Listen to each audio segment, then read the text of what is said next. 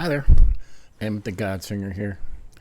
This is One Walk, 1,000 Testimonies, episode 13. It's called Treasures in Heaven.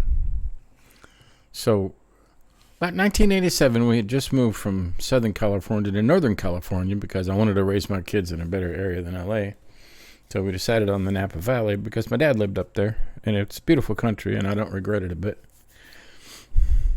But something happened in 1987, and I talked about it. It's on this thing right here, all Treasures in Heaven. You see, it's little tiny letters. I had to make it small enough to fit in this frame because I like this frame. This has been hanging in my house since 1987, and I'm going to read it to you. Here we go. Treasures in Heaven, Matthew 6:21. For where your treasure is, there your heart will be also. Jesus said this.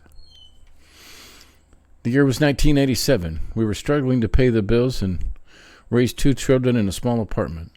It was during that year that the test was positive. We had conceived our 3rd child. We were overjoyed, even though worried how we could afford to raise another child. My wife bought baby blankets and other small items we would need for a newborn baby. We thought of names of whose nose it would have, whether it would have hair or not. We were happy. Several weeks later, she felt something was wrong. She went to the clinic and another pregnancy test was performed. When the test came back, they said simply, "You're not pregnant anymore." We reeled from the shock and couldn't believe how cold and clinical the world could be. For to us, even at just 3 weeks along, it was our child, and it was alive. It's been years since the miscarriage. I no longer question God, but have accepted His will in our hearts, and we decided it was a girl, and we would call her Rebecca. I think about Rebecca every once in a while. When I dream of heaven, while some dream of mansions, this is hard to read still. While some dream of mansions, gold-lined streets, and meeting Jesus, my dream is this. I see a little girl that I've never seen before, running towards me as fast as her little feet would carry her. Her arms are spread wide, and she's shouting, "Daddy, Daddy."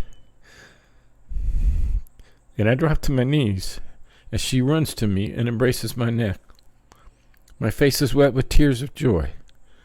When I look over her shoulder, I see Jesus, and He smiles. And in this life, I can take comfort. I know where my heart is, for I have a treasure there. That's what this says.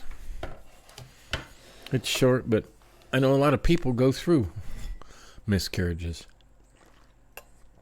and other horrible things.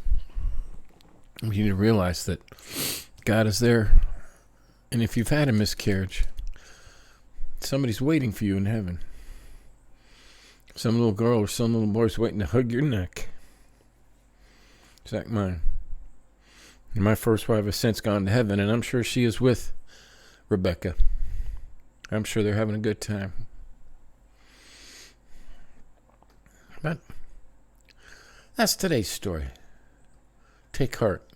God is always with you. Have a good day.